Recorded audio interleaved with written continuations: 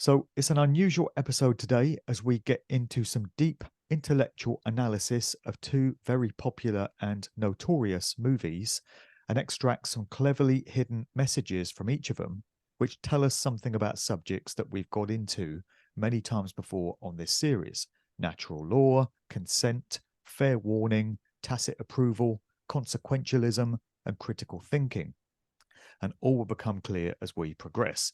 So, first off, welcoming our guest and crossing over to India today, where we currently find him, Sean McHugh. Welcome on, Sean. Yeah, tremendous to be here, Mark. I often listen into your broadcasts. You inspire many people. I think your English level-headedness is what people respond to, and I hope I share that. From the West Midlands, England. Well, it's very kind of you to say so. So, I'm just going to quickly read out your bio so people can get a handle on who you are and what you've Sure. done.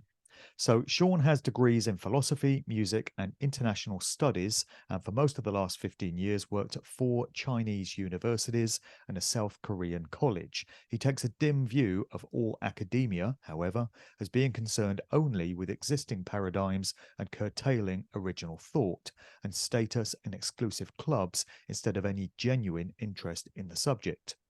He's written on Indian philosophy, travelled independently in 100 countries, including 30 in Africa, and is a keen art music listener. He's particularly interested in films that analyse mistaken thinking and deception, and has made film showings with presentations to astonish students. So that's a pretty good start. Okay, well, I think that great artworks, they have these dynamics going on under the surface, which we need some intuitive insight sometimes to make sense of. And I think this is what gives them their acclaim and their fascination. Well, we're looking at these two famous films today, one British, one American. Only 20 years apart, we're now further from them than they are from each other. They seem very different. You've got this rather strange British, perhaps a horror film, and then this regular gangster diamond robbery film 20 years later. They both have the protagonist as a policeman, and they both feature all sorts of mistaken thinking, which I think results in their demise and the demise of other characters. So, in contrast to what many people think, I would say that people don't wake up as such. So you're presenting information, which is all very useful, but I think people have a limit to the kind of evaluation or judgment that's that they're capable of. And information presented beyond that point is very difficult for them, perhaps useless for them. And then they'll revert back to just what is their cultural norms, the norms presupposed as the worldview by the culture, and that would be the basis of their mind after that point. For example, I had 4 friends during the COVID period. I presented lots of information to them. They accepted it up to a point, but all of them then went and got the injection. So information is useful, but I think the more important question is then what to. It sounds a bit condescending, but what to do with sheep? I'm a vegetarian, same as you. I don't want to hurt or kill anybody, but I also don't go over to sheep and get annoyed if they don't start a conversation with me. You have to be compassionate towards them and treat them as they are. We wish them well. We want them to flourish at their level. So I think the question is how do they live and how do we live in the same world? Okay, so we got this. I think they got this pyramid of ability in society, and I think this is unfortunately inverted in Western democracy, which is basically just majority rule. So Plato, 25 centuries ago, he wrote this book, The Republic, where I think he accurately understood that human society does have a natural ability, a pyramid of ability in society, where there are fewer people with good, strong judgment and evaluation, critical thinking, and a larger number of people who form the masses. Western democracy is majority rule, and so they, in fact, effectively have power, and the people with more critical judgment, they're crushed out of existence. And then it's very easy for the a background elite to form and then to manipulate the the voting and the views of the majority of people. So I see that as a major problem in today's politics. I think we need a more meritocratic culture where all persons can flourish. Okay, Alan Watt, the great Alan Watt, he described this very well. He was saying that up to about 1950, for centuries and thousands of years, people would meet on common land and in the park to get their views of the world. So they would discuss things with each other.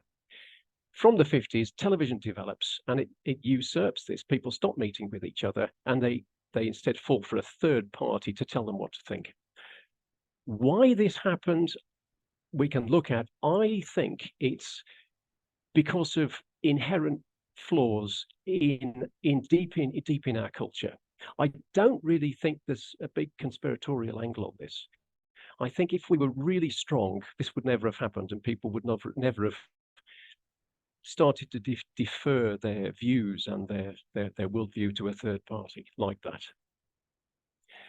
Okay, so I would underline and emphasize that deception is an issue for the deceived and not the deceiver.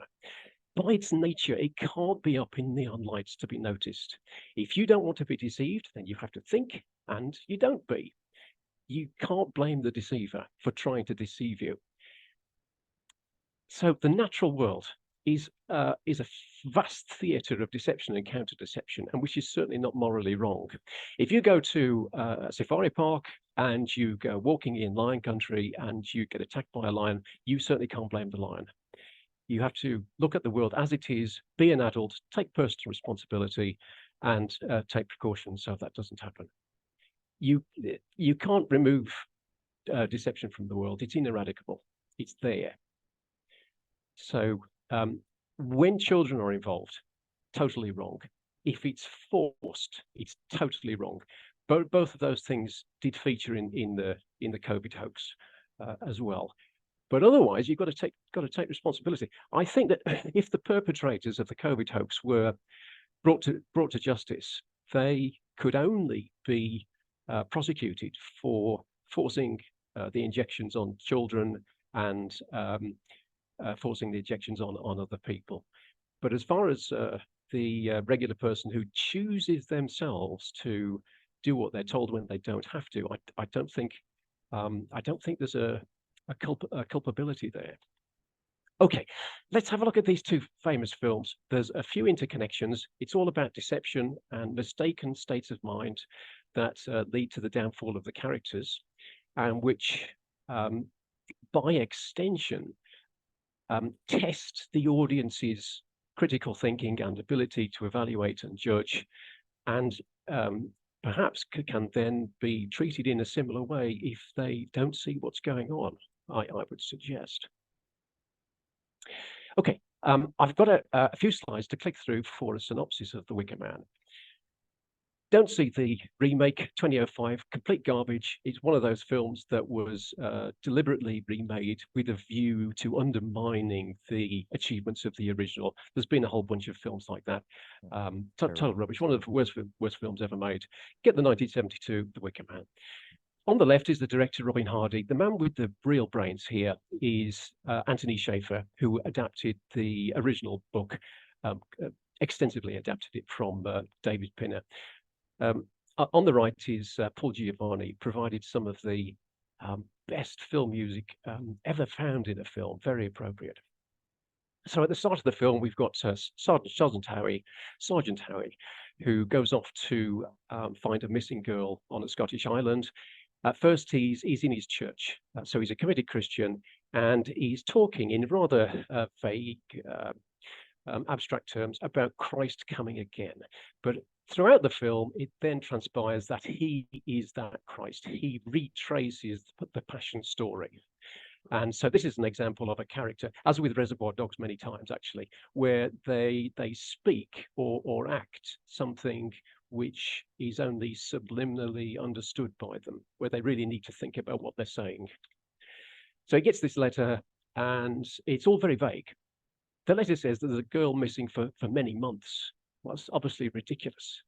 You wouldn't be involved after many months, and there'd be nothing that you could do that the islanders haven't already done. So there are many questions to ask about this letter before he goes marching off on his high horse way to this island, but which he does because he's got this pompous, rather priggish outlook. So he meets the islanders. He does have a photo with him included in the letter. And of course, they just think it's a stupid question because, of course, everybody knows each other on the island. And if there was a missing girl, they'd deal with it right away. And there's nothing he can do. So they kind of humor him. But he does at least sense that they are deceiving him. He does find the girl's mother, who immediately says, well, according to the letter, it's the girl's mother. But she says that this is my daughter. I don't have another daughter. This man likewise says, I can't help you. But this lady, she immediately says, yes, I do know her, but I don't know anything about her. So he can see that they're winding him up. But he's asking stupid questions, and they're playing along with this. And that continues throughout the film because he never really sees who's deceiving who. He does meet the Lord of the Island. Just 1 second here. He does meet the Lord of the Island, who explains to him that they used to be Christians, but now they have a sun god. And this is important because the economy of the island is to grow apples, and it's a Scottish island on the kind of borderline for the climate for apple growing. So a good summer is important to them, so they now have their old sun god back. And this would be a contest between the, what is that, son of God religion and a sun god religion. Okay, he notices these photos from the previous year. There was a disaster. The crop failed. Years before that, no problem, plenty of apples. And each year they have this girl called the Queen of the May, who's associated with a successful harvest. What's this? Yeah, I'll try and get rid of this. There it is. He researches the May Day ceremony, and he begins to think, well, maybe this girl is actually still alive. And these crazy islanders, they're going to sacrifice this girl to the sun god to ensure that their apple crops come back next year. Next, there you go.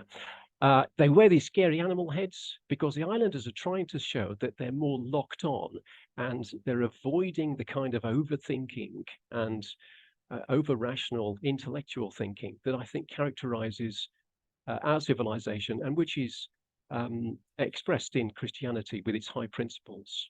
So New Age paganism is closer in spirit, in some ways, to the Dharmic religions of India, principally Hinduism and Buddhism, where there is a subject-centered notions of divine. You don't use the intermediaries of a priestly class, and righteousness is very much exists, truth exists, but it's always in context. So the pagan religions, they don't have a long list of commandments. You shall do this, you shall do that.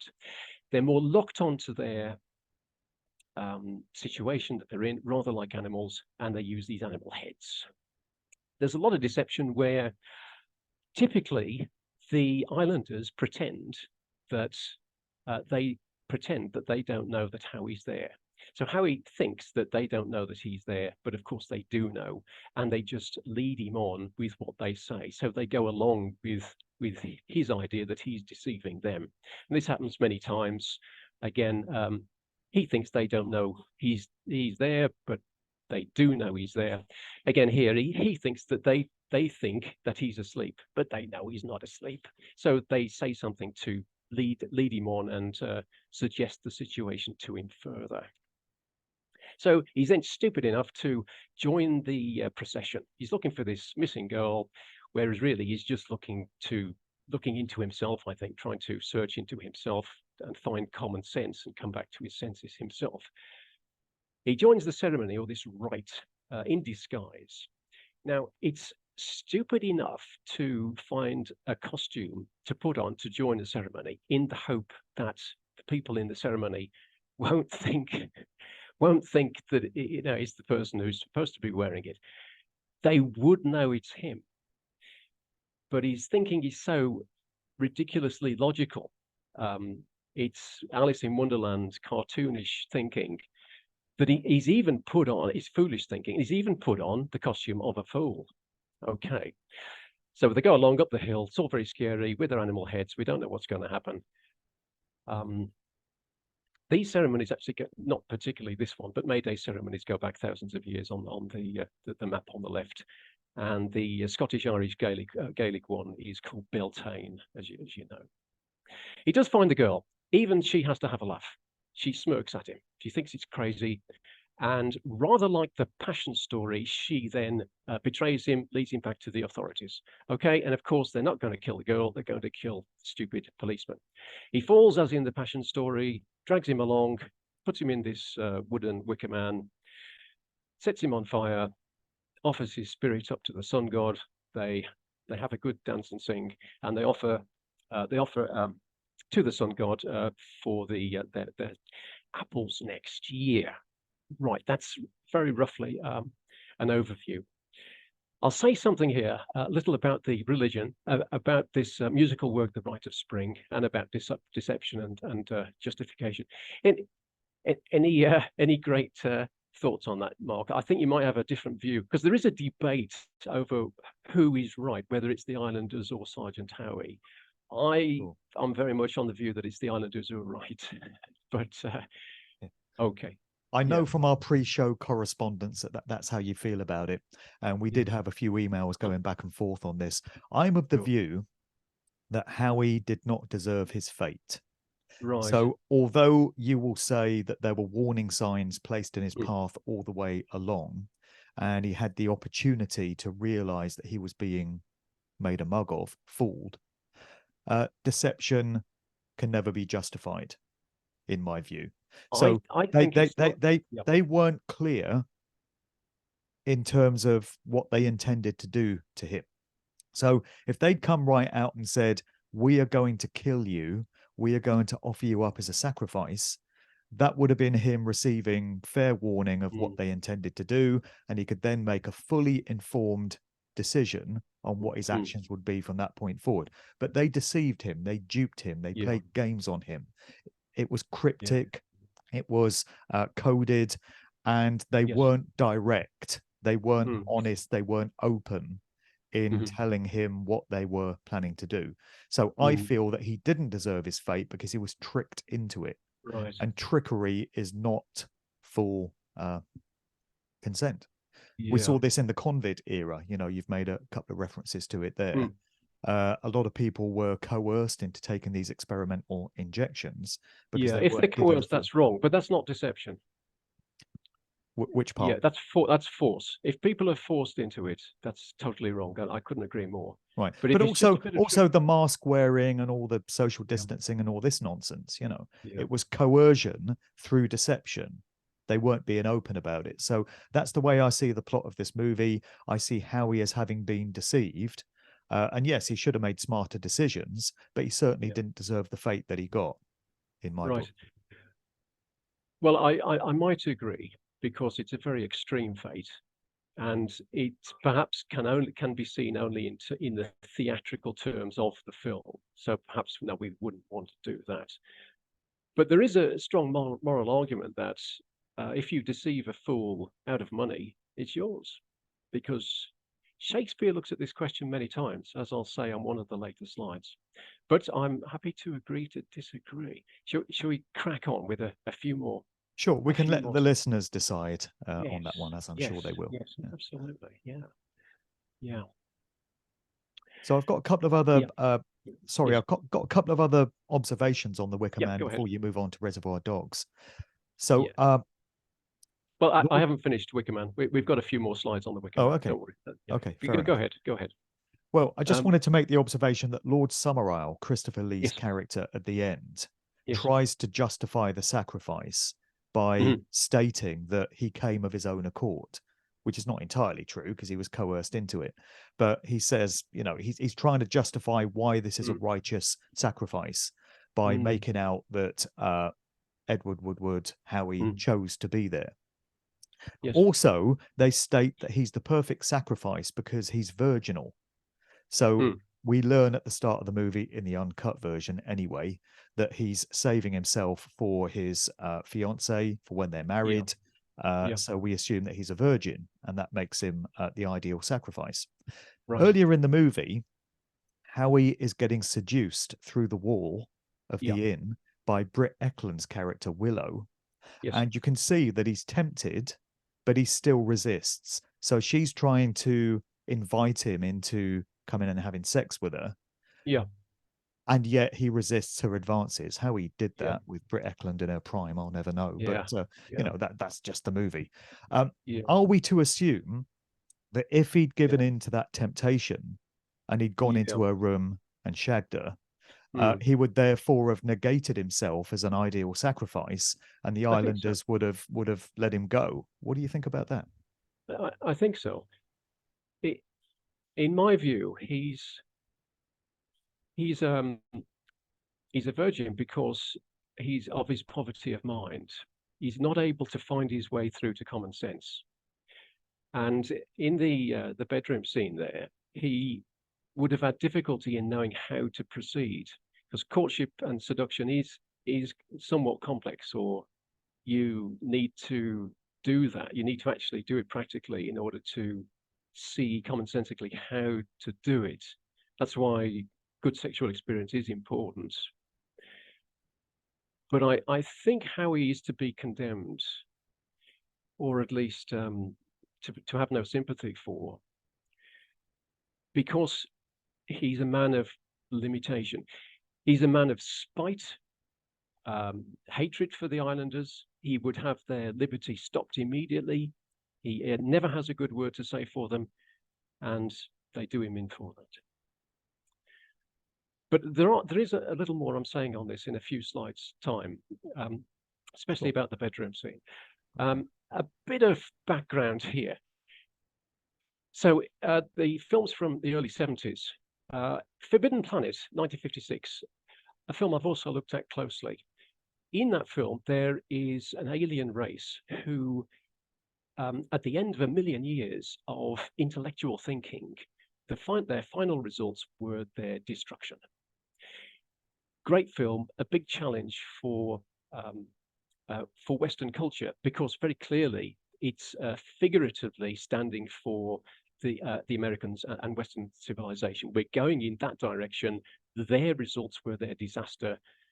But then Star Trek comes along and abjectly fails to take up this critique, and instead the alien here, who also thinks too logically, is the alien's problem, and Captain Kirk, of course, thinks intuitively. This is wrong. There is a problem in Western thought, as films like The Wicker Man and Reservoir Dogs show. We're not perfect, and we need to address this. Another influence on The Wicker Man a couple of years before was this great film, Ken Russell, The Devils, which is a related psychological, religious, and cultural investigation, and with the protagonist likewise publicly burnt at the end. Anyway, start of the film, we have Howie in the church here, and we already start to see these subliminal messages. So we have this hymn called "The Lord is my shepherd," and then Howie gets shepherded along, and with the words "He leadeth me" repeatedly. So this is what happens to Harry. His culture's religion provides obscure readings and expects congregational groupthink and deference to authority, contrasting with paganism's more personal experience of the divine and lack of ministers. Okay, so paganism has community-centered as well as, has subject-centered as well as community values. Okay. He also walks past this wall right at the start of the film. Jesus lives, Jesus saves, but again, he doesn't think, because that's exactly what will happen to him, and he will go and show that Jesus is still living, and he will save the islanders apples for them. So it compares with Christ, and I would say they're rather priggish, sexually repressed outsiders, thinking that there is a society there that they have to go and interfere with immoral norms, that they need to go and correct when it's actually just fine. They're limited minds. They haven't found themselves, if they're capable of that. And as virgins, they remain all the more cloudy of mind. So the sky castle thinking going on, where you relate one idea to another. And this is a problem in our civilization. We prioritize the activity of the intellect more than the intuition. Rational means of ratios, where you compare or explain one idea in relation to another, rather than trying to make sense of it in relation to truth and the overall situation. So your theorizing might be internally consistent as a sky castle, but it has no basis in reality. The islanders, the islanders' apples, that references the biblical Garden of Eden. Forbidden fruit has carnal relations, I think, and you've also got this phallic topiary going on. Okay. So New Age spirituality, however, including paganism, it has been displacing Christianity in Europe since about the time of the film.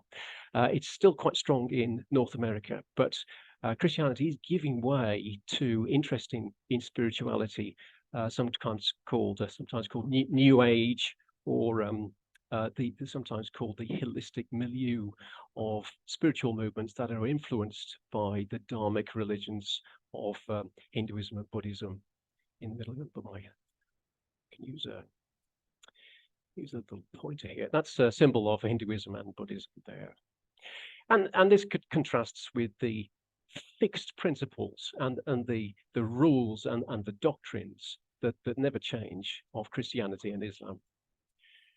So on the left is this famous image of Hinduism, where the major god Shiva, he's dancing in a circle of fire, and the area inside the circle is his intuition, and the dangerous intellect that can lead you astray is the circle of fire, which he keeps back from, and he's standing on a demon of ignorance there.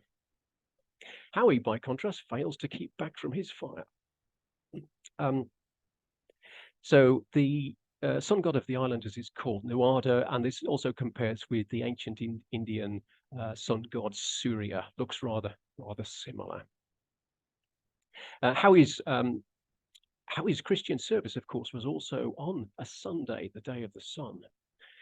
The Green Man is a European medieval symbol of nature and fertility. It's the face of a man made of foliage, and that also compares with Surya, the sun god, and how he stays at an inn called the Green Man. Another distant religious reference would be the Eye of Horus, which appears on the vessel that goes out to get Howie from his airplane when he arrives at the island, and it's got this protective eye on it. So sometimes seagoing vessels, they have an eye painted on, which was from the ancient Egyptian Eye of Horus for their sun god Ra. And I guess it would compare perhaps with the Eye of Freemasonry, but also with the icon used by British Line Films, who made this film. Okay, a bit about this Rite of Spring. Iconoclastic, historically overarching art music work for orchestra. Igor Stravinsky, Russian man, lived in Paris, then later lived in America, 1913. You've got the ballet directions here, which are obviously being used right at the end of the film, sort of very clearly, where they lift up this sacrificial virgin. The ballet unusually has only abstract scene titles. Some ballets they have great detailed description of what's going on, but here there's just an outline description of each scene, and these are paralleled in the film. I'll just read a few. First, there's a ritual abduction. Then there's mystic circles of the young girls. So we see the girls dancing around a stone circle. Ritual of the rival tribes would be when Howie and Summerisle discuss Christianity and heathenism or paganism. Procession of the Sage, obviously, Dances of the Earth, and so on. So there's an outline parallel with the ballet here. It's a complex piece, and it's often just heard as an orchestral work without any dancing. But the story does concern European pagan culture, and it is the Rite of Spring ballet. It is informed by a fertility festival, and goes back to the ancient Greeks, god of Dionysus. Okay, and Friedrich Nietzsche also discusses this in his first book, The Birth of Tragedy. So the ancient Greeks, they deified both gods of Apollo and Dionysus. So Apollo is the thinking mind, the intellect. Dionysus is the intuition. That would be left brain and right brain. At the time, about the time of Socrates, something happened, which Nietzsche describes, and he says that people become too intellectual and also perhaps too they have too much empathy and sympathy. And he relates this to some of the Greek dramatic playwrights. So, but The Birth of Tragedy is talking about Greek tragedy, and that defines a point when Western civilization becomes more intellectual and less intuitive. Okay. The interesting thing about this Rite of Spring is that towards the end, we have a relinquishing of the sense of intellectual account. So throughout the work, it's about 35 minutes. It's constantly bashing our traditional expectations. And at the end, there's this sense that holding on to reasoning and rationality is actually mistaken. And that's why it actually caused a riot at its first performance. Okay.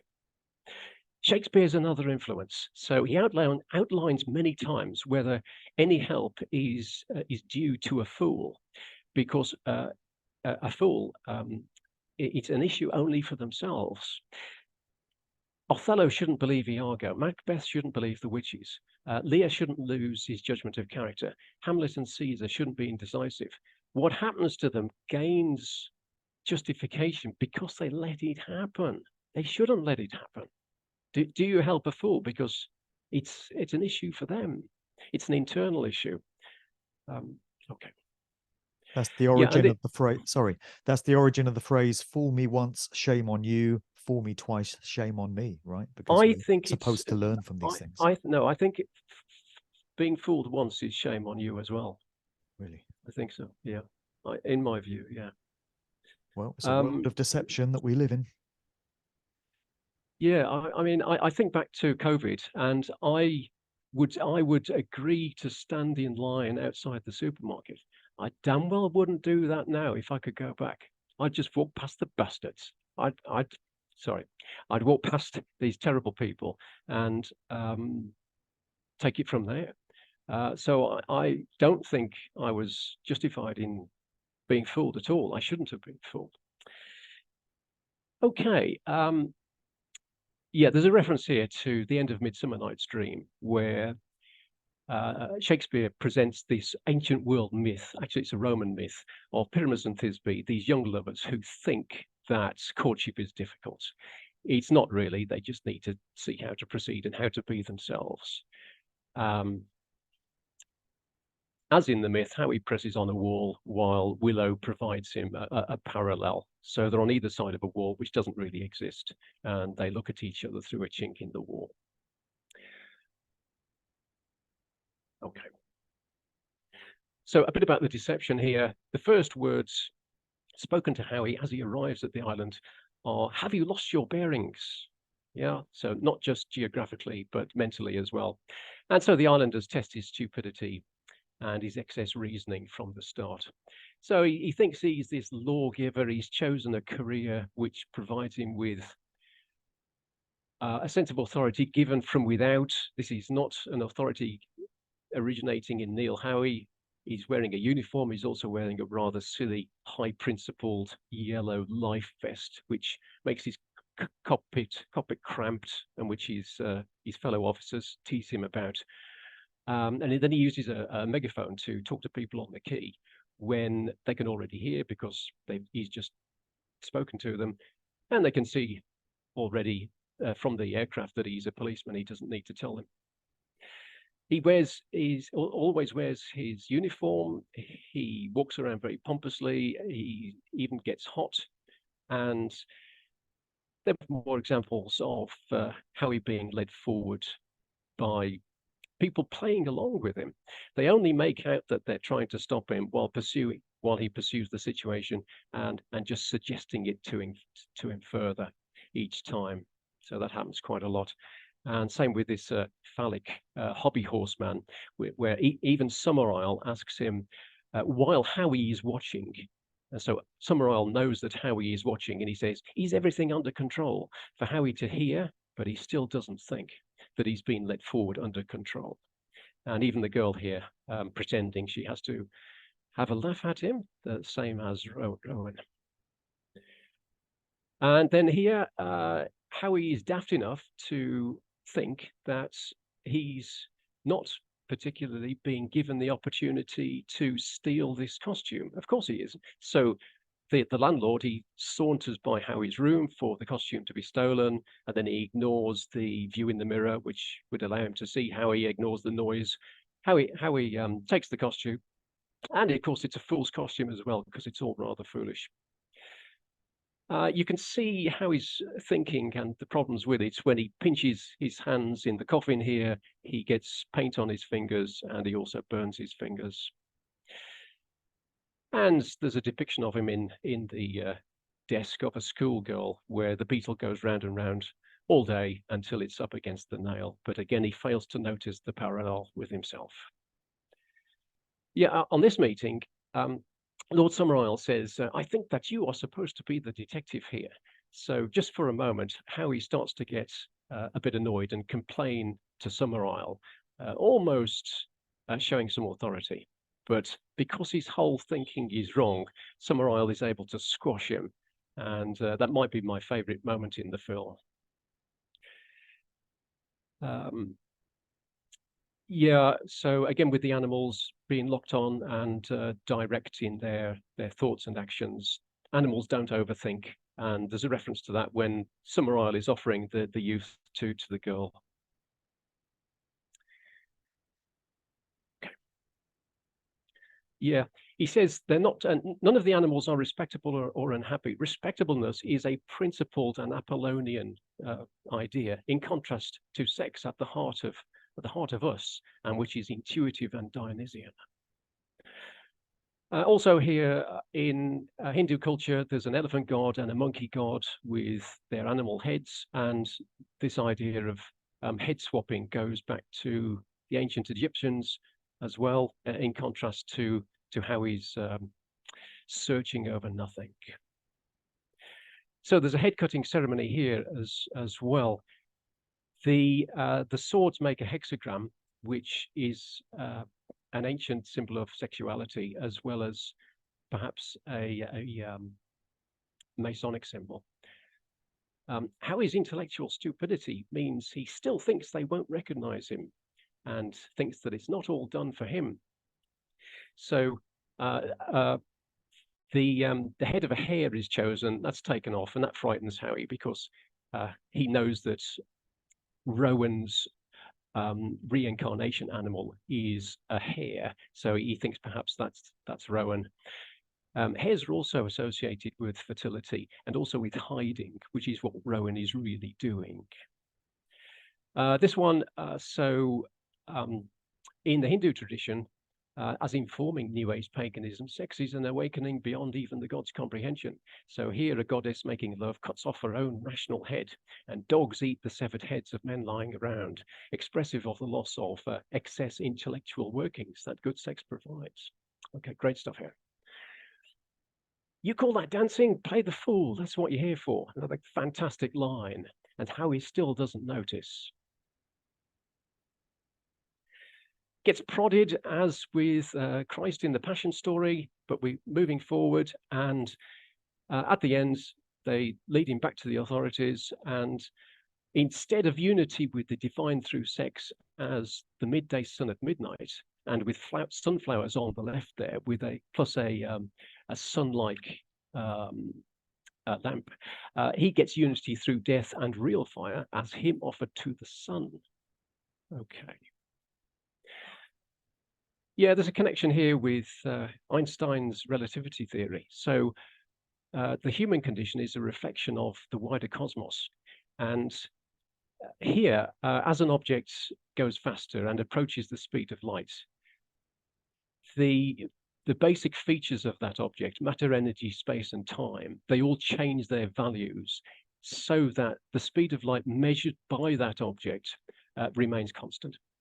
So if you build a rocket to go at 200,000 kilometers per second with the speed of light at 300,000 kilometers per second, you might expect that that spaceship will measure the speed of light in the direction of its travel at 100,000 kilometers per second, but it doesn't. It always measures the speed of light at 300 at its normal speed.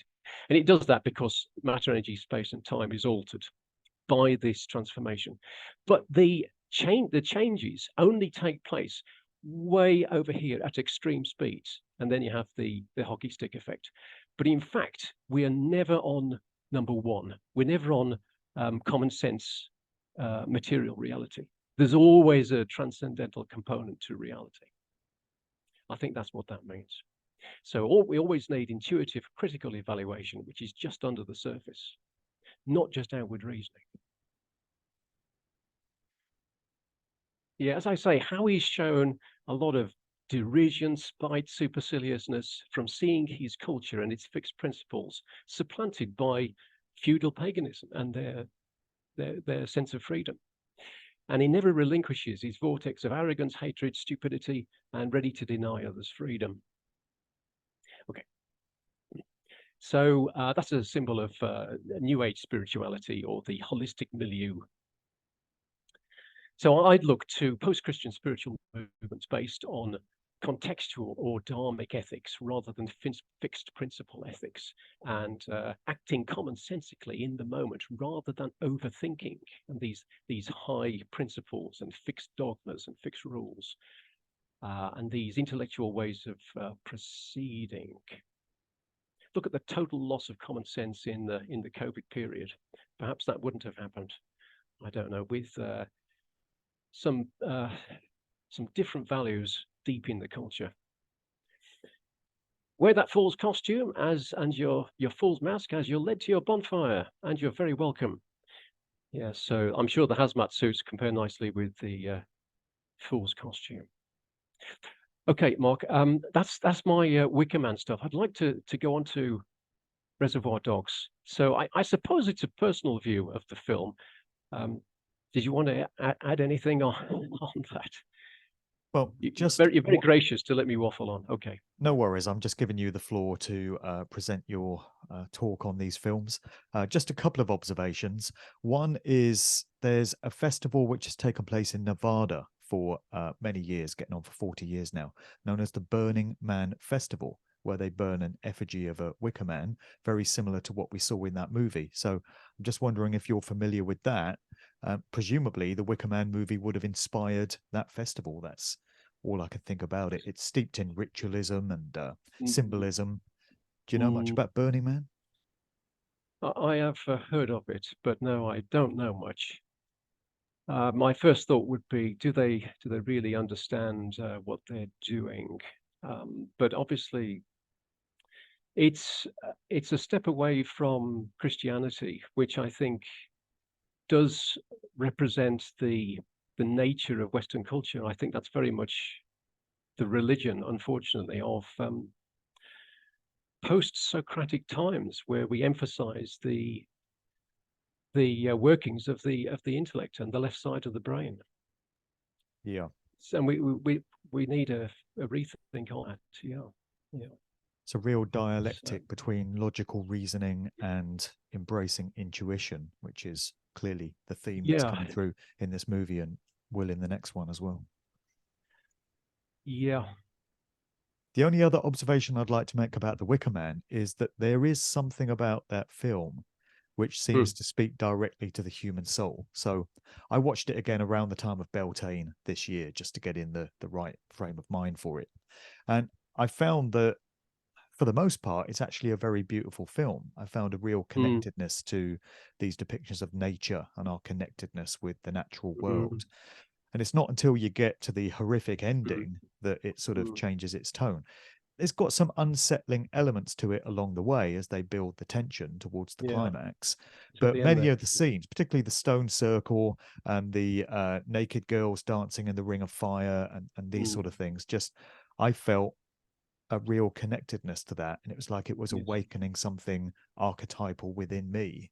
So it seems to be speaking to the human condition in a very deep and profound way. Maybe that's why it's been so popular all these decades. Yeah, with all the films that I particularly like and I've analyzed, I have the feeling at the end of the film that I don't understand it properly. And I think that's sufficient. You can't expect to understand everything going on with one viewing, particularly with these films that have so much content invested in them. And that's what we need to pay attention to. If you're not just won over by the superficial drama, then I think you've passed the test. If you know that there's something else going on in the film beneath its outward drama, and sure, that's the main thing. The very best movies made are ones where you can watch them over and over again. Yes. And with each new viewing, you discover something you'd missed the previous time. Yeah, it's amazing how they can get films. so much in there.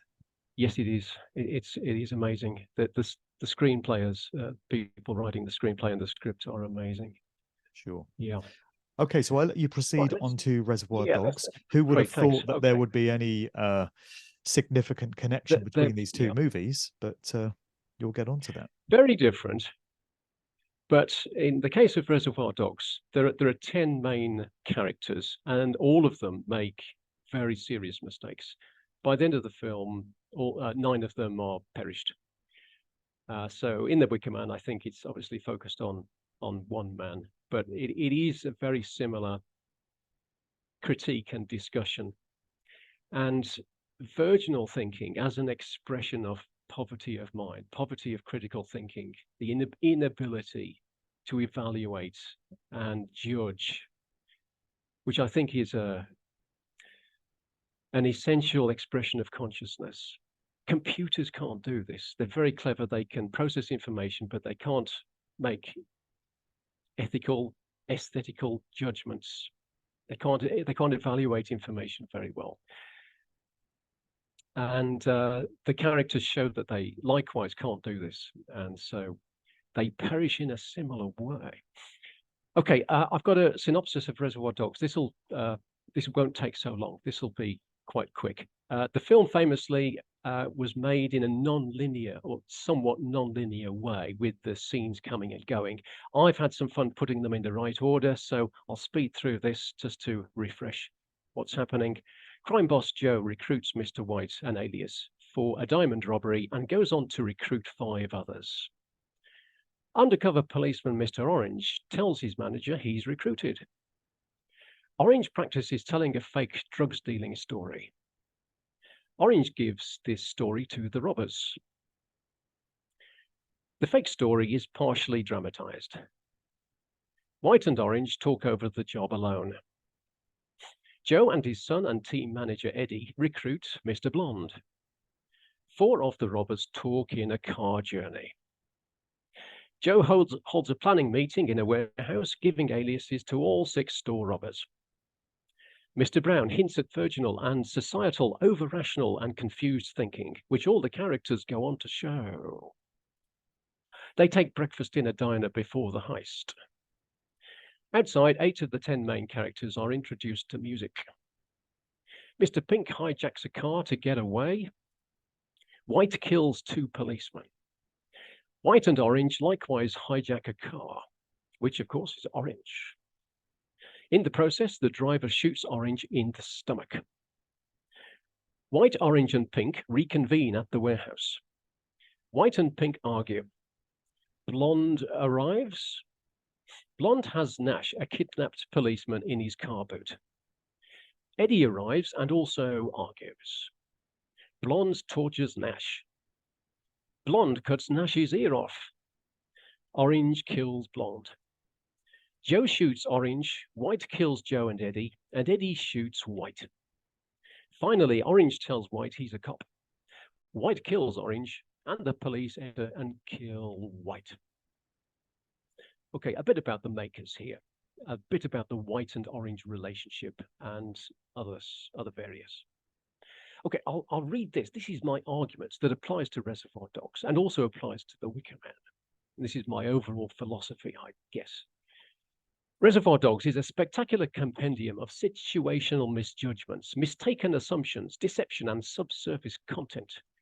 It discusses results of the secondary intellect's abstract reasoning and account giving when ascendant in less developed minds over the primary intuition's immediate perception and holistic understanding. We get our thinking wrong. The audience is then tested for having the same poverty of mind and inherent inabilities in critical evaluation as the characters. Are they as stupid as the characters, or can we begin to see something deeper than that? Audience failure justifies to elite forces behind society the audience's potential same treatment and demise as the characters. Also, the theatrical fakery and acting then continues into life and never stops. They're all lifetime actors, having great fun on chat shows, talking garbage. Okay, did Tarantino write the script? I've got a set of 56 questions here, and I've just chosen a few that I think are particularly interesting. Right, the script has such extraordinary rich complexity and insight into the Western condition. It's highly unlikely a man in his mid-20s with limited industry experience and working in a store could write it, followed by its screenplay. More credibly, a team of others wrote it to help launch a director to go on to help shape public thought instead in more predictable or controlled ways. This is one of popular culture's fake stories about only personal talent winning through, I'm quite sure. The credit screens at the start of the film, they do indicate heavy involvement from others, with some of these names repeated. Lawrence Bender, I think, is an important name, the producer. Right, the title Reservoir Dogs is just the name of the production company. It's nothing to do with Tarantino. The production company is Dog Eat Dog Productions, all rights reserved. Reservoir Dogs. That's it. It also goes on to say any similarity to actual persons living or dead is purely coincidental. And I think that perhaps refers to Tarantino, because he's one of the actors and he's actually completely coincidental. Okay. The content of the film is also reserved. I really think his later films are misconceived and naive, and I know some people like them, but really I don't. I thought Pulp Fiction was okay, but there actually are authorship issues with that film as well. Jackie Brown, for example, I thought was quite weak. I think the word Brown would relate to Mr. Brown in reference to being his own work for a change. The character Tarantino is, sorry, the character played by Tarantino, Mr. Brown, is of low ability and offensive. And this references the real man, I think, as a dunce for his backers. Joe in the planning meeting also says to Mr. Brown, also gives Mr. Brown his name. And Tarantino says, that sounds too close to Mr. Shit, which I think is a reference to his long-term agreement with the elite at this point, even perhaps if he wasn't entirely aware of that at the time when he did that acting. He also drives the getaway car, and perhaps that suggests Tarantino getting away to become a director after the real work was done. Another one here, also at the planning meeting at the start, Joe makes a joke about robbers being caught, and he gives the old Californian prison called San Quentin, as referencing Quentin's life deal with the elite, I think. Another influence on the film would be Stanley Kubrick, his film, particularly 1956, The Killing, which was made at the same time in his life as Reservoir Dogs was made in Kubrick's life, about the same age. And again, I think he went on to serve the elite with some mass deception. I've looked at the arguments for the fakery of the Apollo landings. I'm quite convinced that they were faked and he was involved, particularly this famous Kubrick horizontal, which appears in his film 2001: A Space Odyssey, and then appears in most of the Apollo landing photographs. Okay. Yeah, I agree. Yeah, sure. Yeah. I've got a lifelong interest in astronomy, and I've looked carefully at these arguments for the fakery of the landings, 1968 to 72, and I'm sure. I think that the main objection is that they're not scientific.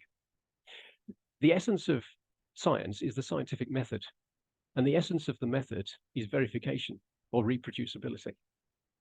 And they haven't been verified, so they're not scientific, even if they were true. All you need to do is send some robots up there. You've seen those Atlas-type robots walking around. Well, they don't need any air, they don't need any food, they need minimal radiation protection, and they don't have to come back. You could send them there, they could walk around for coffee money and put us at rest, and they don't do that. So I think that's very strong evidence. Anyway, sidetracked. Now, Tarantino, bizarrely, he says that he's pleased that his writing has depth, but then he says that he doesn't want to know about the writing again.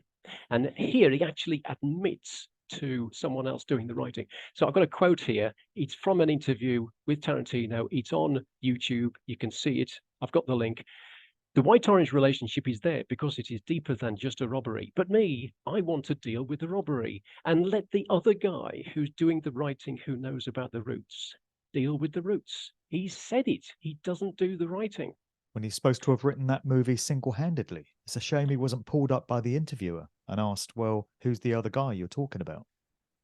Yeah, well, he's trying to say, I think, when he speaks here, he's trying to say that he has like an alter ego or another self who's doing the writing, and then he Probably a bloody forgets mind about it. control alter, no in Hollywood. Yeah, well, absolutely. This film is so complex that you need a team of writers to work on it, and then there's the screenplay that goes against it, which is just the same, very complex. White and orange actually are boyfriends. White and orange are boyfriends, as I'll explain below. And this is the central factor behind all the characters' undoing. Their relationship is hard to notice in the film, as it would be for real in the problematic culture. Okay. When Orange goes to see his manager, we hear very quietly in the background, almost inaudible, a background radio play. And the people who provide this sound are credited at the end. In my view, this is the team of writers. I think that makes sense. The closing credits, they give these 5 names. Also, nearby in those closing credits, alongside the 6 songs that are heard in the film, are 5 others. There are 2 songs, 2 further songs, which do appear in the film, but are so quiet you would hardly know they were there, and you certainly wouldn't be able to hear them. And then there's 3 further songs credited which don't appear at all. So in my view, these are the unsung contributors. I think these 5 people are these 5 songs, because the film at several points is compared with a song. The whole film is compared with a song. Particularly at the start, when Eddie speaks of the Vicki Lawrence song, "The Night the Lights Went Out in Georgia," which he didn't understand. He missed the twist ending, and the other characters have to put him right about it. And that's a metaphor for the whole film. Even at the end, he's missing the twist ending, which is that White is defending Orange because it's his lover. Okay. Now, making sense of it. So I think the film justifies to the elite mistreatment of the masses if they don't see what's going on, if they don't make sense of the deception and the contradiction that's going on there. I don't want to kill anybody, hurt anybody, but we need to look at the question of just what we would do if we had power. So I listen to many thinkers on the internet like yourself, everybody presenting information about what's going on. Great, we can't have enough of this. But what would we do exactly if we had power? Would it be nothing? Would in fact we take the advantages of the elite and leave everything in place? We need to be very clear about what we would do if we really had power. And vague ideas about just being nice to people might not be theoretically sufficient if we actually had that position. Okay. Yeah, if the Reservoir Dogs crazed nonsense piled on top of nonsense doesn't register with the audience, then it risks becoming a similar reality for them via abuse by organized society, which is accepted as normal. You know, COVID was accepted. Simple trickery across government and media and education and other major institutions rules people's minds. COVID was a perfect example of insane contradictions stacked on top of more and more, and all being accepted. So that's, I'm quite certain, what Brown is saying here. He's saying, without the ability to evaluate properly, the masses repeatedly get done over, and there is only Brown's exploitative dick. That's what he's saying. If you think like a virgin, if you can't think critically, your evaluation is poor, you're like a sheep, what do you expect? This also contrasts with, I thought I'd include this, I've got a discussion on Hinduism on another file. The image of the phallus is ubiquitous in India, and it's a representation of one of the highest gods, Shiva, and his partner Parvati. So this is a culture where there is no problem with sexuality, and sexuality is understood as a key part of spirituality and personal development. Okay, so we've got a line of dicks there, but here it's understood to be a good thing, whereas Brown, because of the clash between the nature of the culture and sexuality is used to express negativity or annoyance. All the sexual swear words, the obscenities in the film, they're stupid. You know, sex is a good thing. Well, the worst insults you can give to somebody in Western culture relate to genitalia, don't they? That's right. Yeah, absolutely. Yeah. Okay. So the characters are getting. Actually, I can't see that. So there's a lot of bubblegum culture about with its manipulating social agendas, and indeed the same forces behind the film are the same forces behind the problems in society across media, education, government. Now, the ear-cutting scene is a reference to people not listening. So in the scene, Blonde is failing to remember what Mr. Pink has said about infiltration. And if he could stop and think and suspend his desire to torture Nash, which is his main concern, he would also probably know and think back to the robbery that the police appeared too quickly and there must have been a setup. But he doesn't think. He also doesn't think about the song being played on the radio, this great Steelers Wheel song, which has the words from Nash's position, "Clowns to the left of me, jokers to the right." The whole of the team are making crazy mistakes, but he cuts Nash's ear off when it's Blonde, and by extension, the audience who are also only taking it on the surface. He needs to listen, and they need to listen. Okay, and then the camera moves to the side here, and this sign which says "Watch your head," which I think means mind your thinking. Yeah, we also prefigure the ear-cutting scene, not listening, by this scene in the office conversation with Blonde. Why does White want to believe and protect Orange? So White and Orange, they have surreptitiously become boyfriends and developed sexual relations, particularly evidenced by, what have we got? Holding hands, whispering a shared lover's joke, undressing him suggestively, these suggestive shots at the end. Orange's arm around White, suggestive gay sexualized posters on the wall, and then Orange rummaging for a fake wedding ring in a dish of unimportant, unclean 1-cent coins on an unclean table. You would never do that if you were married. He wears his ring in every scene in the film when he's with the robbers. When he's with his manager, who knows he's not married, or when he's alone, he doesn't, and he's showing his left hand here quite nicely on each of those occasions. The woman driver who shoots Orange, and who Orange then shoots and probably kills from looking where the bullet wound is married. She does have a ring on, and that contrasts with Orange's fake ring. So he's ridiculously destroying her and her marriage. So she does have a baby with her. When Orange comes into the warehouse, he says she had a baby. It's not easy to listen to, actually, but he's obviously totally wrong in this unfortunate deception that he has to maintain because he's a gay man. Okay. Yeah, in Orange's fake story that he memorizes, it's another case of the character speaking something which is only subliminally understood, and they need to understand better. So the story, which he's read many, many times, says about a man who's reaching for a gun in a glove box. And then, of course, that happens to him. Somebody reaches for a gun in a glove box and he gets shot. Likewise, at the end of the story, this sheriff story, he says, I almost shot this man in the face. And then, of course, the same happens to Orange. He gets shot in the face. So this subliminal but not coordinated state of mind, it's the intellect out on its own, making sky castle thinking and not relating.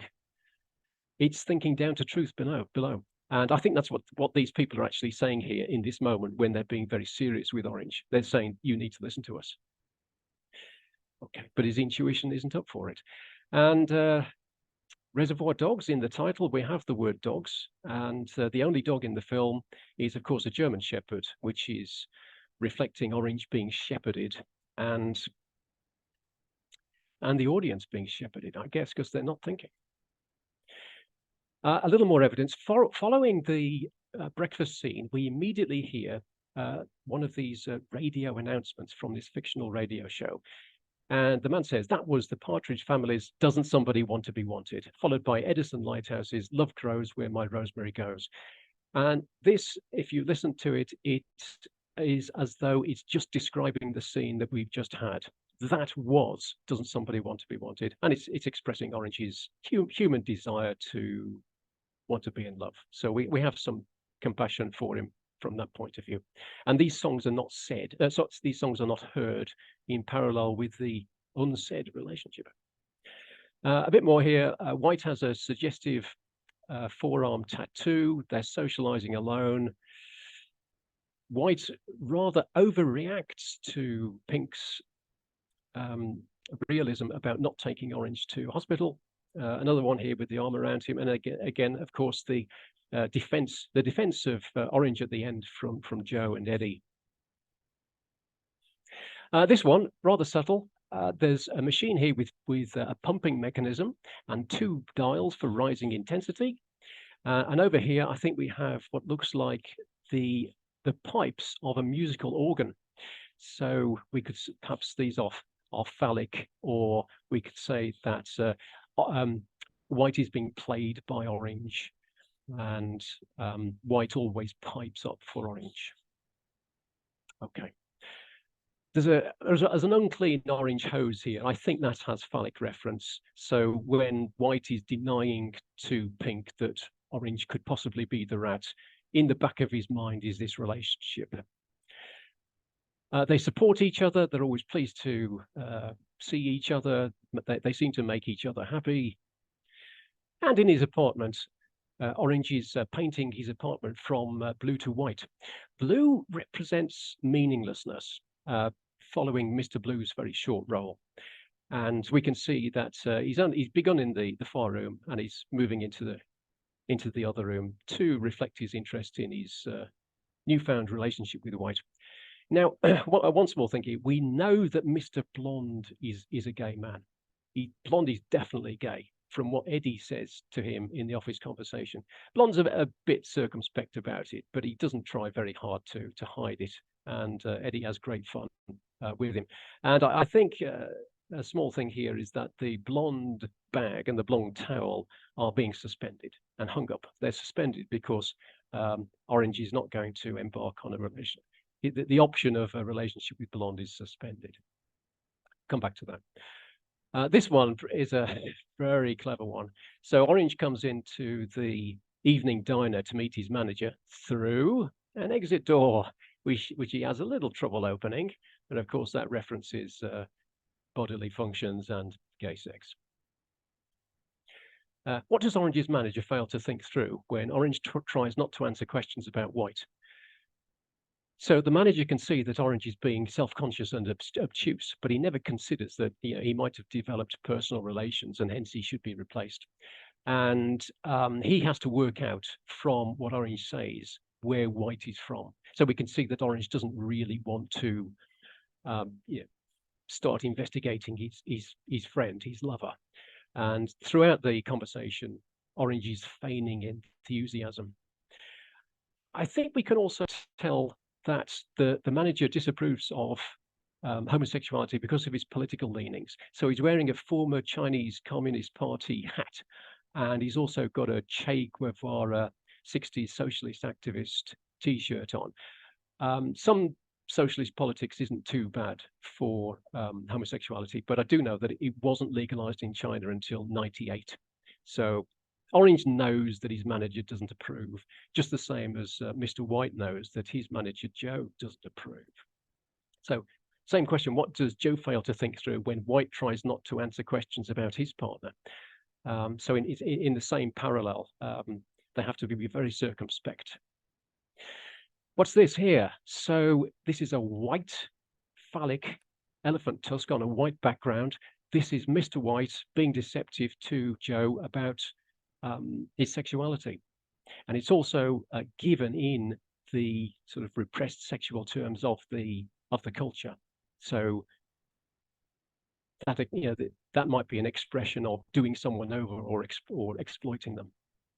And what he's been exploited over is his sexuality. Okay. So White winces, he touches his nose, and then he tries to change the subject. So the job is then compromised not only by emotional favoritism, but the bad luck of Orange then being an undercover agent who gained unwitting support from White. Yeah.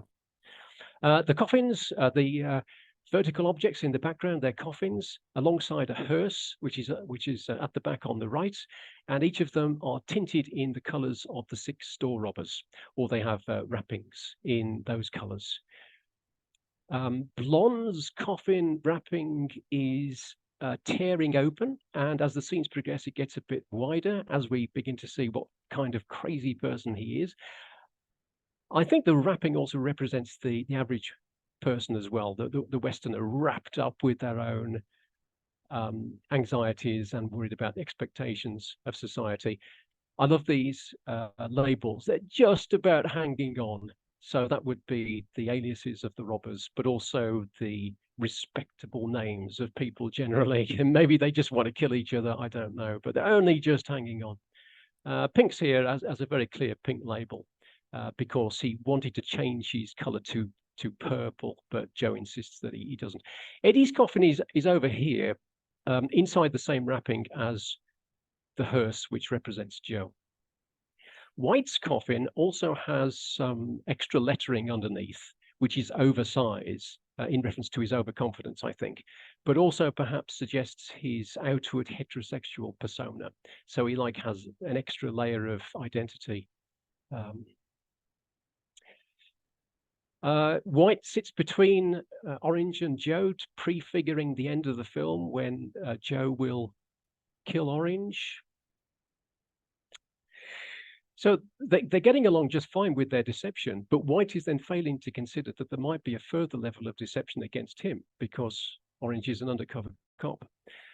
This one here, again, Pink says in the midst of the argument between White and Blonde, he says, "Someone's stuffing a red hot poker up our ass." And of course, that is Orange lying a few meters away, who's doing that both metaphorically and literally to White. So again, the character says exactly what's happening if you could just stop and think. What does White fail to take from the conversation with others in the car? There's a lot going on in this conversation. It took me a while to work it out. And I was listening to what other people had to say about it as well. But basically, it's a lewd story from Eddie, where he's talking about and Mr. Pink, where they're talking about white women tolerating more mistreatment from their men than black women. So white is tolerating more mistreatment from orange than he should be, because orange is a cop. Okay. Orange tries to change the conversation here, and he asks Eddie for more details so that he can try to reason that what he's doing to white isn't as bad, but Eddie puts him down. Okay, a bit on the color coding of the drug scene. So in the breakfast diner, the characters sit on orange seats because everything goes straight via orange to the police. But here they're sitting on white seating because orange's relationship with white is influencing what he does. He drinks from a white cup. Back in the office, white is drinking from an orange cup, so they're drinking each other, destroying each other. And the manager is got a white, sorry, the manager has an orange drink as well. A bit of color coding back in the breakfast diner. So we got orange notice boards with a white board hung over them, reflecting the orange-white relationship. And I think what you've got here is a reference to Mr. Blue talking about special service in terms of phallic oral sex. And this, of course, is what white and orange are engaged with. So you've got special service, and it's in blue and orange fonts there. I think so. Why is white consistently antagonistic towards blonde? As I say, we know blonde's a gay man. So he's of similar age to orange. So I guess his concern has been that he might lose orange to blonde. Yeah, so I think that's why white really hates blonde. It's not just that blonde is a homicidal maniac, but Pink, for example, likes blonde because he's the only one he knows he can trust at that point. Blonde is definitely not the rat, anyone who's infiltrating. He's definitely legitimate. Okay. So there are three gay men, and they're introduced by black and white screens when they appear in the film. White and orange are in the same font because they're a couple, but blonde's is slightly different. Yeah, in the warehouse, as Pink tries to persuade white to leave and perhaps abandon orange, we've got these pink embalming liquids. I think that's what they are because it's a mortuary, and it's as though white is being dragged towards pink and away from orange. That's what's happening there. We've all got the blue and brown bottles, which are almost invisible because those characters very quickly came to nothing. They meet on a roof. Everything's white, so everything depends on orange's relationship with white. In the background here, we've got a phallic steeple, and also they're wearing blue, which references meaninglessness. It's not going anywhere, and moreover, this fake drug story was completely unnecessary because Orange had already been accepted on the team. So Orange's manager never had to give it to him, and it causes endless trouble. And Orange never had to accept it. This one I only noticed a few weeks ago. I mean, there is so much in this film. As they come out of the warehouse here, just for a few moments on this telegraph pole, is this female sign in white in reference to the tendency of white sexuality. At one point, Eddie calls White an asshole, and he gets very annoyed and denies it with a camera close-up of his face. Again, he wants to deny his sexuality. Also, Eddie talks to White about finding someone to help Orange, and White says, "Who will you call?" And Eddie says, "A snake charmer." And again, this is a subliminal idea where White is indeed being charmed by Orange's snake. And I think we can go back to the Garden of Eden situation again, where there's a talking snake, and the fruit that is passed between them is, in this case, is an orange. Orange is a fruit. And in fact, the word orange, the word orange as a fruit predates the word orange as a color. The fruit came first. But again, you got this a virginity goddess treading on a snake. I think this is just appalling. I don't agree with this at all. How is the breakfast diner color coded? Yeah, I think we've done this. They sit on orange seats. There is orange colored menus for them to choose from. So everything they do and say just goes straight through orange. There's also an orange notice board here where the 6 sheets are representing the 6 store robbers. And everything that they say on those sheets, as it were, is washed out in deep orange. So it's a notice board, but nobody notices. Next to it, of course, is this poster saying a festival or carnival, and the film does become like a carnival, and particularly featuring orange, blonde, and blue balloons. Carnival is also cognate with carnal. Cigarettes are great, aren't they? Look at this. White filtered through orange. Everything white does gets filtered through orange. Sometimes, though, the cigarettes are pure white. Orange is a plant. And so in the breakfast diner, we have many potted plants, many orange potted plants. There you are. Now, at the start of the film, we have this deliberately offensive tirade from Tarantino's Mr. Brown character about this Madonna, Like a Virgin song by Madonna. It does typically cause people to walk out. I remember when I saw this film for the first time back in '93 or something, somebody walked out. I do recall that. And when I've shown this to students, I have had people walking out. I since prepared an introductory PPT where I explain this a bit, and then they stopped walking out. But all of the 7 other people at the table, they also think Blonde is a complete head case. They're embarrassed by him as well. If you look at exactly their responses to what he's saying. But they need to think, and the audience need to think, because it's richly allegorical. Okay, nearly done here. What mistakes do the group make in responding to Pink's objections to tipping? Well, of course, Pink is talking about service tipping, but it's really about Orange tipping off the police. And in contrast to how they should be thinking, Orange agrees with Pink that tipping is wrong. I'm sorry. Yeah, Orange agrees with Pink that tipping is wrong when he should be agreeing with him. And the rest of the robbers disagree with Pink, saying when they should be thinking that tipping is right. If I got that right. Okay. What are the first things to do for someone bleeding? Again, I've asked 25 students this, and nobody often knows. Unless you've done first aid, you might not know. What's the first thing to do? Just let him bleed to death? It is, of course, stop the bleeding. So people know that his bleeding is bad, but nobody does anything about it. Actually, there are 3 things to do. Firstly, you check that the area is safe to proceed. Then you can rinse the wound, and then you can apply bandages. And of course, White and Pink wash. They rinse their hands, and White also has a perfectly clean, pristine handkerchief which he could use as a bandage, and he just touches Orange's head with it and throws it on the floor. Orange may well already be dead here, because this is an unclean surface crawling with bacteria with direct access to his system, and he's probably already going to be dead from secondary infection, because they're not acting quickly. Another thing, all workplaces by law have to have a first aid box. Have a look. It's probably right here in the cupboard while they're arguing with each other. The coffins sometimes move around on their own to reflect the changing relationships between the men.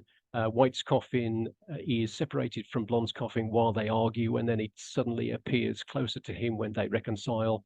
When Blonde's dead, his coffin is mysteriously off its trolley, lying down at the back, and with the wrapping torn open, having shown his real self.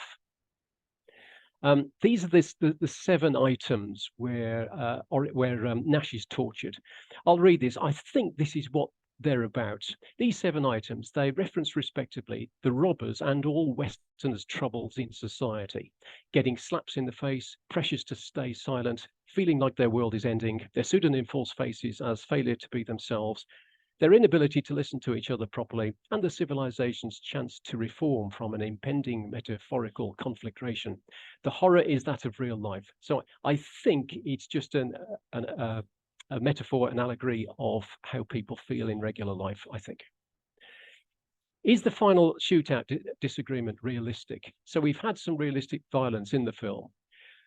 It's not that violent a film. There's plenty of films more violent, but the editing is really good, and it's really shocking when it happens. But at the end, White provides a single shot to the torso to Joe and Eddie. People have been shot 20 times over the torso and are still firing back. If you get shot through the heart, yes, you will die, but not for 2 minutes. You need to get shot through the spine or the head, otherwise you can still stand. So I think this is saying to the audience, do you want realistic violence to recoil from and learn something from? Or do you want this garbage with this cliched fake line of blood from his mouth, for example? So if you're stupid enough to fall for that, would you fall for real violence if it's presented to you by the media in the appropriate anodyne way? I've chosen a picture from Vietnam there, famous horrific American bombing, because the names of the 6 store robbers, they come from the crazy herbicides used by the Americans. So famously, Agent Orange, who becomes Orange the Agent. But there was also Agent Pink, Agent Blue, Agent White, and others. And Apocalypse Now is a great film for seeing exactly this kind of stacked up lunacy and cartoon reasoning. That the whole film is about killing one of their own men, and it's just madness on top of madness. So I think there's a connection there. And almost finished, 2 more slides, I think. The music was chosen initially for the lyrics. It's the first one that we have from George Baker's selection. Fantastic song, I must say. It says, looking for some happiness, but there is only loneliness to find. I'm sure that's a reference to Orange. When Nash is captured, we have the Joe Tex song, I Gotcha. Again, during the torture scene, clowns to the left of me, jokers to the right, Blonde should be listening to his song on the same radio show when he was criticizing Eddie for not understanding his song on the same radio show. But the message in Blonde's song that he likes is even plainer to hear. Orange in his apartment, Fool for Love, obviously, and the Blue Suede song as these other undercover policemen watching Orange. They depart to follow the robbers to the heist and join battle. And so at the start of that song, you actually have a war chant. So that's where that works. And finally, in the closing credits, you have this Harry Nilsson song, Coconut, where the lyrics are about someone with a bellyache who gets prescribed by a doctor the same thing that caused the ache. So this is Orange, who has lonesome, lonely gut feelings. He finds a relationship with White and then ends up with the same but more realistic gut feelings because he gets shot in the gut. That's roughly how that one works. The Steelers Wheel original LP cover, look at that. Isn't that interesting? It's got 5 other team members, plus all washed out in orange, just the same as the notice board. Very interesting. And finally, at the breakfast diner, there are 6 songs alongside the 6 songs that are heard, 6 songs which are only mentioned and not heard, talking about popular culture. And I think we've mentioned those 2. Borderline is mentioned because it's a song about a risky relationship. Papa Don't Preach, that means during White's conversation with Joe in his office, White calls Joe Papa. And then at the end of the film, Joe, of course, is preaching about Orange being a bad guy. And so White would be saying, Papa Don't Preach. Love Beat is a Heartbeat, mentioned by Pink. And then finally, The Night the Lights Went Out in Georgia. This is this song that Eddie didn't understand, and he continues to fail to understand all through to the end of the film, which can be seen as a song. All right, I think that's okay, all done. Those were small selections of the content going on in these films. Well, amazing. Just a random stray question regarding Reservoir Dogs before we wrap up. Do you have any view as to why Steve Buscemi's character, Mr. Pink, is the only one allowed to get away when all the others die? I think he gets shot and killed. So he leaves the warehouse, but very quietly, almost inaudible in the background, is the sound of gunfire and shouting from the police. Early on, when he's talking to White, and White is asking him what he thinks has happened to the other robbers who haven't turned up yet, he says, well, the police either caught or captured them. And this is exactly what happens to Pink. He's either caught or captured, and we don't know. That's correct. However, there are two things which strongly suggest he's dead. The coffin in the background and the pink embalming fluid in the other room. So I think the idea here is that all of the 9 white men. So there are 6 store robbers. There's white and orange, blonde and pink, brown and blue, and then there's Joe and Eddie, and then there's Nash, and then there's one black man. It's Orange's manager who does survive. And at one point, Pinky's being particularly offensive, saying, have you ever worked with niggers? You two, just like niggers, always want to kill each other, saying that black people want to kill each other. But what happens? The whites kill each other. The black man survives.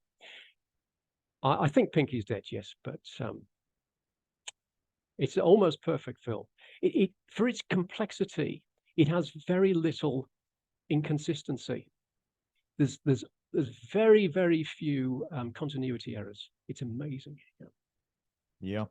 And probably way beyond the abilities of a young 20-something guy just starting out in the industry, as you were saying earlier. I think so, Reminiscent for of sure. the story of the Beatles and all these groups, all the Cinderella fairy stories that we get as to how they found their fame. We're supposed to believe that these young guys could just make it on their own, on sheer talent alone, without having handlers behind the scene. But that's another matter anyway.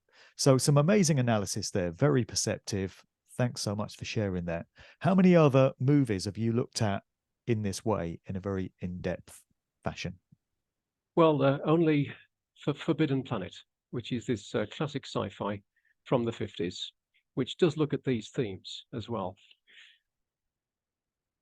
But my essay for that's going back about 10 years, actually. So I've got 3 narrated slideshow videos up on a YouTube channel, which people are welcome to take a look at. I think that the results for Reservoir Dogs are quite good, although that is now out of date. I've got another 5,000 words to add to the 19,000 that I'm reading there, and another 60 slides. The Reservoir Dogs one, the Forbidden Planet one is probably even more out of date now, and that needs redoing. But you're welcome. Yeah. And where can people find your analyses of Reservoir Dogs Okay. and the Wicker Man online? What's the YouTube channel for that? Yeah, I'll give you the link, and you can put it in the description. Okay. It's a simple channel with just three of my attempts at making a slideshow video, which I had a lot of fun with, but it is something that you get better at, as I expect you know, with these kind of presentations. Sure. Yeah. So I'd like to redo them, but voice recording is such a labor-intensive process. Oh, sure is. Yeah. Yeah. Well, what has been encoded into these movies that you've decoded for us today has partly inspired the creative writing process for the allegorical novel that I'm doing at the moment, The Gift and the Curse. I just marvel at how much these directors, if it's really them, in the case of Stanley Kubrick, I think it was, have been able to encode into their films. And like we were saying earlier, sometimes you need to watch it 9, 10, 12 times, and you discover something new with every viewing. I'm trying to get some elements of that into my novel in terms of the coded aspects of it. So it's content in life, it's always subsurface, isn't it? We can't expect to go through life not being subject to deception. I'm not perfect either, but get yourself to India. I'd say this to anybody. Bring lots of money to be deceived out of, and get annoyed with Indians for the first couple of weeks, and then start thinking for yourself. Say, hang on, that was stupid for me to believe that. I can deal with this. And see, in the West, we get provided for so much, and we don't have to think. But in a less developed country, you need some of that critical judgment, and less of the intellectual reasoning, the account giving that we make for ourselves in our minds. Well, plenty to think about there. Thanks for coming on the show today, Sean. Yeah, great to be here. Thanks. All right.